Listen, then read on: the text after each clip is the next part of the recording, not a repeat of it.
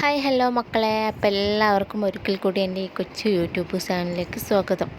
എൻ്റെ ഈ YouTube channel നിങ്ങൾ മറക്കാതെ എന്നെ സപ്പോർട്ടും ഫോളോയും ചെയ്യണേ.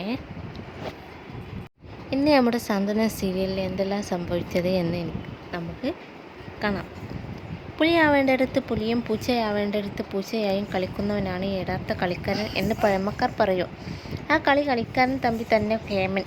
കൃഷ്ണ സ്റ്റോഴ്സ് തകർക്കാനാണ് ഡാഡി സൂപ്പർ മാർക്കറ്റ് തൻ്റെ പേരിൽ തുടങ്ങിയത് എന്ന് മനസ്സിലാക്കി അപ്പോൾ പിണങ്ങി വീട്ടിലേക്ക് പോകുന്നതും ഹരിയും ശിവനും നടന്ന കാര്യങ്ങൾ ഏറെക്കുറെ അനുമാനിക്കുന്നതും വരെയാണല്ലോ കഴിഞ്ഞ ദിവസത്തെ എപ്പിസോഡ് അവസാനിപ്പിച്ചത്.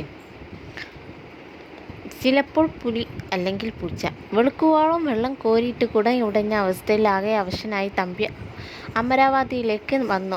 എന്തുപറ്റി, എന്താ ഈ നേരത്ത് വന്നത്, അപ്പ് അവിടെ തനിച്ചല്ലേ എന്നൊക്കെ ചോദിച്ചുകൊണ്ട് അംബിക വന്നപ്പോൾ തമ്പി തളർന്നിരുന്നു. അപ്പു പോയി.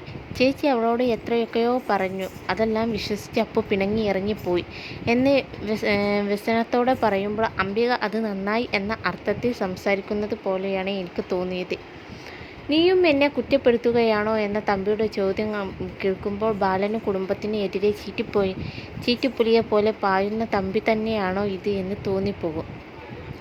അംബികയും തമ്പിയും സംസാരിച്ചു കൊണ്ടിരിക്കുമ്പോഴാണ് സ്ഥലം അളക്കാനുള്ള ആൾക്കാരെയും കൊണ്ട് രാജേശ്വരി അങ്ങോട്ട് വരുന്നത്. ശൗര്യം ഒട്ടും കുറയാതെ തന്നെ രാജേശ്വരി വന്നിറങ്ങി. എടുത്തു വെച്ച കാൽ പിന്നോട്ട് എടുക്കില്ല എന്ന ഉറച്ച തീരുമാനത്തിൽ നിൽക്കുന്ന രാജേശ്വരിയുടെ കാൽ പിടിച്ച് കരയുകയല്ലാതെ തമ്പിക്ക് വേറെ മാർഗമുണ്ടായിരുന്നില്ല. ഒരുപാട് നാളത്തെ എൻ്റെ കഷ്ടപ്പാടാണ് ചേച്ചി ഒറ്റ നിമിഷം കൊണ്ട് ഇല്ലാതെയാക്കിയത്. എനിക്ക് എൻ്റെ മോളെ തിരിച്ചു വരും. അവളുടെ ഭർത്താവില്ലാതെ അവൾ വരില്ല എന്ന് ഉറപ്പുള്ളത് കൊണ്ടാണ് അവനെയും അമരാവതിയിലേക്ക് കൊണ്ടുവന്ന് കൃഷ്ണ സ്റ്റോഴ്സ് തകർക്കാൻ ഞാൻ ശ്രമിച്ചത് എന്നൊക്കെ തമ്പി ചേച്ചിയോട് പറയുന്നു. എല്ലാം ഞാൻ ആഗ്രഹിച്ച പോലെ നടന്നു കൊണ്ടിരിക്കുമ്പോഴുള്ള ചേച്ചിയുടെ വരവ് എനിക്കറിയാം. നമുക്കിടയിൽ നിന്ന് ആരോ കളിക്കുന്നുണ്ട്, അല്ലാതെ ചേച്ചി ഇങ്ങനെ എനിക്കെതിരെ സംസാരിക്കില്ല. ഞാൻ പറഞ്ഞത് സത്യമല്ലേ എന്ന് ചോദിക്കുമ്പോൾ ആണെന്നോ അല്ല എന്ന് ഉറച്ച ഒരു മറുപടി രാജേശ്വരി നൽകുന്നില്ല. എങ്കിലും തമ്പി അക്കാര്യം ഉറപ്പിച്ചു. പിന്നീട് മഹേന്ദ്രനോട് സംസാരിക്കുമ്പോഴും അരി തന്നെയായിരിക്കും എന്ന് തമ്പി ഉറപ്പിക്കുന്നുണ്ട്. തല അജിത്ത് ആരാണ് എന്ന് രാജേഷ് തന്നോട് ചോദിച്ച കാര്യം മഹേന്ദ്രൻ പറയുന്നു. അങ്ങനെ ഒരാൾ തനിക്കൊപ്പം ഉണ്ടായിരുന്നില്ല. അങ്ങനെയാണെങ്കിൽ അത് ബാലനോ ശിവനോ ഹരിയോ തന്നെയാവും. ഹരിക്ക് രാജേശ്വരിയുടെ നമ്പർ കിട്ടാനും പ്രയാസമില്ല. ഹരി ഒറ്റയ്ക്ക് കളിച്ച കളിയാണോ അതോ 3 പേരും ചേർന്ന് കളിച്ച കളിയാണോ എന്ന് മാത്രമേ തമ്പിക്ക് സംശയമുള്ളൂ. ചേച്ചിയെ വെച്ച് തനിക്കെതിരെ ചെക്ക് പറഞ്ഞ ആരാണെങ്കിലും മറുപടി നൽകും എന്ന വാശിയിലാണ് തമ്പി. എന്തായാലും വീടും പറമ്പോ അളക്കാൻ വന്ന രാജേശ്വരിയോട് തൻ്റെ അവസ്ഥയെക്കുറിച്ച് തമ്പി കരഞ്ഞുകൊണ്ട് എന്ന് പോലെ പറഞ്ഞു.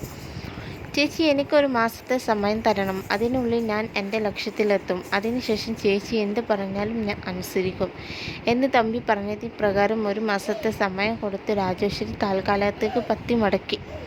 അതിനിടയിൽ അംബികയുടെ ഒരു കിടിലൻ ഡയലോഗ് ഉണ്ടായിരുന്നു. പുരയിടം അളക്കാൻ രാജേശ്വരി വന്നപ്പോൾ തമ്പിയോട് അംബിക ചോദിച്ചു. തൻ്റെ അറിവോ സമ്മതമോ ഇല്ലാതെ സ്വന്തം പുരയിടവും പറമ്പും മറ്റൊരാൾ അളക്കാൻ വരുമ്പോഴുള്ള വേദന നിങ്ങൾക്ക് ഇപ്പോൾ മനസ്സിലാവുന്നുണ്ടാവും. അന്ന് സാന്ത്വനത്തിലേക്ക് കയറി ചെന്ന് അവരുടെ പറമ്പും പുരയിടവും അളക്കുമ്പോൾ അവരും ഇതുപോലെ വേദനിച്ചു കാണും എന്ന അംബികയുടെ ആ ടൈമിംഗ് ഡയലോഗിന് തന്നെയാണ് ഇന്നത്തെ കയ്യടി കിട്ടാൻ പോകുന്നത്.